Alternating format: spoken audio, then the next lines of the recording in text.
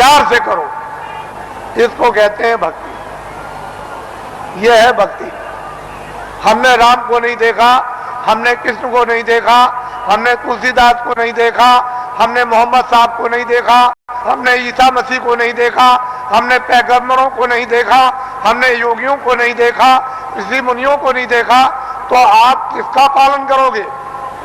रामायण समझ में आती नहीं, गीता समझ में आती नहीं, कुरान समझ में आती नहीं। अगर समझ गए होते तो रहम ना आ जाता, फिर जालिम तो नहीं रहते, हृदय में दया नहीं आ जाती, निर्दयी तो नहीं रहते, लेकिन वो तो तुम्हारी समझ में आता नहीं। तो भक्ति नाम है आदेश का पालन। जो आदेश का पालन कर लेगा,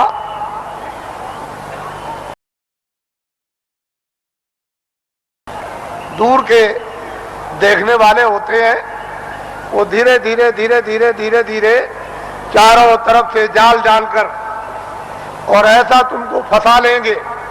पहले कुछ नहीं बोलेंगे, धीरे से फिर फंसा लेंगे, और जब शिकंजे में आ गए तब फिर ठीक करेंगे।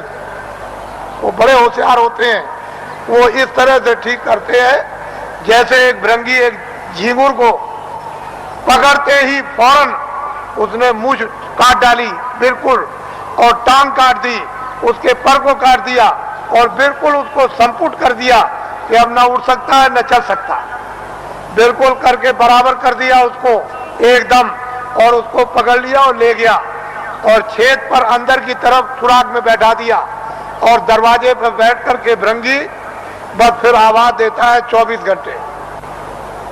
जब उसने भृंगी ने आवाज दिया 24 घंटे के अंदर, तो उसने अपनी सारी शक्ति को झींगुर में भर दिया, तो पर भी जम आए, उसके पैर भी जम आए, उसकी मूछें भी जम आई, और बस 24 घंटे के बाद जो निकला तो फौरन उसने दूसरे को पकड़ा और उसको संपुट कर दिया। तो महात्मा बड़े होशियार होते हैं, तुमको नहीं मालूम कि वो कैसे पकड़ते हैं, आपको कुछ नहीं पता, जानते ही नहीं हो।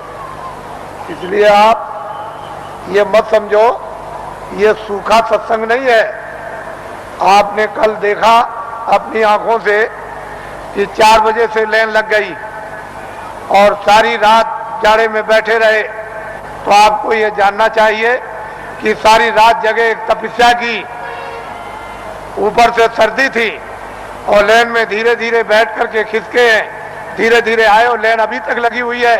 अगर इसको इसी मनुष्य मंदिर में जिस्मानी मस्जिद में तो सच्चे खुदा की रूह से इबादत आए और सच्चे भगवान का जीवात्मा से भजन हो जाए, तो ये जीवात्मा उस नूर को, यानी वो रूह नूर को वो पाले, यानी जीवात्मा उस प्रकाश को प्राप्त कर ले जो इसकी जान है, जिसके बगैर ये बेखबर और अकेली इस बियाबान अंधकार जंगल में ये मारी मारी फिरती है, उसका कोई सहारा देखभाल करने वाला नहीं। इतना काम तुम करोगे, बचा हुआ थोड़ा समय। हमारी विनती और प्रार्थना है, हम तो वर्षा आदेशानुसार ये देते हैं, लेकिन उसको संभाल करके रखो। हमारी बात अच्छी तरह से समझ लो। तुमने अगर किसी की नाक काटी है सुबह, तो वो सब फिल्म में आ गई। शाम को तुमने गर्दन काटी तो सब फिल्म में आ गई। वो रो रहा चिल्ला रहा सामने पड़ा, मारने वाला भी है मरने वाला भी। किसी की टांग काट दी, हाथ काट दिया, रात को चोरी या दिन को की, दिन को डकैती या रात को, या आपने और कोई अमानवी काम, ये सब फिल्म में फाइल में सब छपता जा रहा। और जब तक वो कुछ नहीं बोलेगा, जब तक आपका समय पूरा नहीं होता, और जैसे ही समय पूरा हुआ पूरी फाइल खुल जाएगी।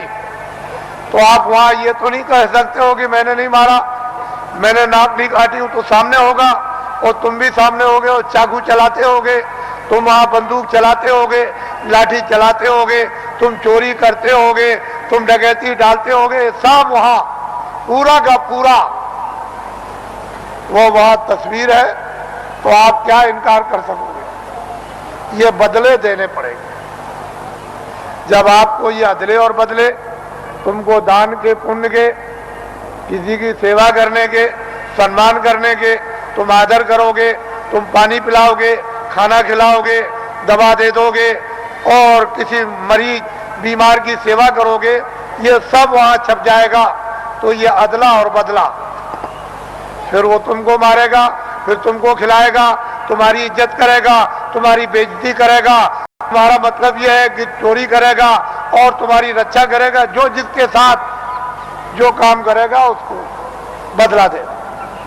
इस अदले बदले से कोई चूक नहीं सकता।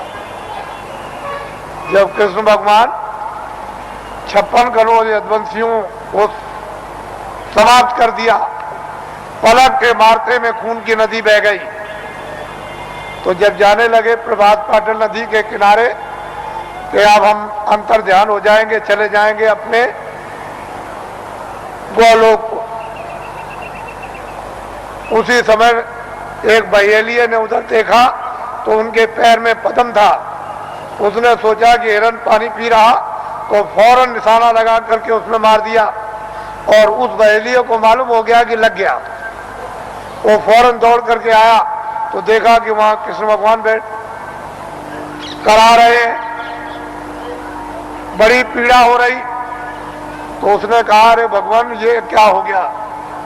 मैंने तो सोचा था कि हिरन पानी पी रहा और यहाँ आप निकल आए, मैंने तो बड़ा अपराध किया। कह लगे, भाई तुमने कुछ नहीं किया, मैंने रामा अवतार में पेड़ की ओट में होकर के हमने बाली को मारा था और बाली बहेलिया बना। तो फिर वो द्वापर में कृष्णा अवतार में उसने अपना बदला ले लिया। जब ऐसी ऐसी शक्तियों से ये बदले नहीं चुक सकते हैं, उनको भी बदला देना पड़ेगा। तो तुम्हारे पास तो कोई शक्ति और ज्ञान नहीं, तुम कोई योगी तो हो नहीं, तुम तो मतलब यह है कि आप सिद्धि प्राप्त करने वाले तो हो नहीं, तो तुमको तो ये बदले देने ही पड़ेंगे। जब ऐसी ऐसी शक्तियों को देना पड़ा और किताबों में लिख दिया कि ये हमसे भी बदला नहीं चुक सकता, हमको भी देना होगा, लेकिन संत इस बदले को चुका देते हैं। उनके पास बदले के चुकाने का मसाला है, योगियों के पास नहीं है, सिद्धों के पास नहीं, ज्ञानियों के पास नहीं, तत्वदर्शियों के पास नहीं, संतों के पास में इसका मसाला है, इसको चुकाने का, और किसी के पास नहीं। तो आपको तो ये भेद मालूम है नहीं, फिर आपने तो कृष्ण को देखा नहीं कि आप जल्दी से कहोगे कि नहीं हम भी हैं। फिर जब आपने देखा नहीं तो पूजा किसकी कर रहे हो? अरे किताब में लिखा है कि तुम जाओ, अगर मुझको पाना चाहते हो, मेरा दर्शन करना चाहते हो, मेरे लोक में आना चाहते हो, तो जो मुझको पा चुके हैं तत्वदर्शी, जिन्होंने अपनी जीवात्मा को जगाकर और ज्ञान चक्षु द्वारा जिन्होंने मेरा साक्षात्कार किया है, तुम उनके पास चले जाओ, वो मेरा भेद बताएंगे और उनकी कृपा और मदद और सहायता से तब मेरे लोक में तुम आओगे। तो ये तो कोई मानने वाला है नहीं। तो बताओ फिर पूजा किसकी हो गई? तुमने खुद को अपने को धोखा दिया, खुद को भ्रम में रखा, खुद को अंधकार में रखा और खुद भटक गए। कौन बताएगा आपको? आपकी आत्मा की कौन रक्षा करेगा, कौन संभाल करेगा? माँ बाप कर नहीं सकते, धन दौलत कर नहीं सकता, राजा कर नहीं सकता है और लोग कर नहीं सकते हैं, तो इस आत्मा की रक्षा कौन करेगा? जो किताबों में लिखा हो आपकी समझ में आता नहीं। आप तो किसी महात्मा महान आत्मा को खोजते नहीं हो, और आपके पास भी चला जाए तो आप उसको पहचानते नहीं। इसलिए ये दिन ऐसे बुरे आए कि महान आत्माओं की बड़ी अवहेलना हुई, बड़ा तिरस्कार हुआ, बड़ी गाली गलौज, बड़ा उनका अपमान हुआ, बड़े शब्द भद्दे शब्दों से प्रयोग किया गया। लेकिन हमारा देश तो ऋषि मुनियों का, संतों योगियों का देश है। फिर पीछे आपको अपनी जबान गंदी करोगे, मैली करोगे, पीछे पश्चाताप करना होगा। इसलिए सोच समझ के शब्द निकालो। तुम सब कुछ करते हो दुनिया में, लेकिन संतों महात्माओं के प्रति संभाल कर शब्द निकालो, ऐसे नहीं। तो इसलिए वो मनुष्य हैं जो अपनी जबान को संभाल करके रखते हैं और धीरज रखकर विवेक से काम लेते हैं, बुद्धि का उपयोग करते हैं। लेकिन बुद्धि ही नष्ट हो गई हो और बुद्धि पर पागलपन का असर आ गया हो, जहर फैल गया हो, तो बुद्धि बेचारी क्या करेगी? वो क्या समझ डाल दिया। जिस तरह से हिंदू की जीवात्मा निकाली जाएगी उसी तरह से मुसलमान की रूह निकाली जाएगी और फैसला दोनों का एक ही तख्त पर होता है, अलग अलग नहीं। वहां न कोई हिंदू है न वहां कोई मुसलमान, वहां तो जो भी तुमने अच्छे और बुरे जो काम किए वो वहां पर हैं और उसी का इंसाफ हो जाएगा। वहां किसी शहादत और गवाही की जरूरत नहीं। ये सब कुछ है महात्माओं को, महान आत्माओं को ये सब दिखाई देता है। इससे मालूम होता है कि वो कौन है हिसाब करने वाला और किस तरह से हिसाब करता है और किन लोगों को फिर मनुष्य शरीर नहीं मिलता और कब तक नहीं मिलता है, ये महापुरुषों को सब मालूम। अब आप लोगों से हमारी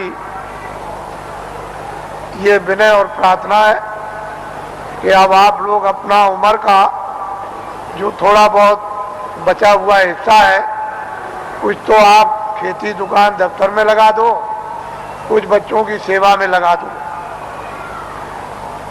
कुछ मान सम्मान में लगा दो, कुछ सोने में। थोड़ा सा समय बचाओ इसी मनुष्य मंदिर में, जिस्मानी मस्जिद में, तो सच्चे खुदा की रूह से इबादत हो जाए।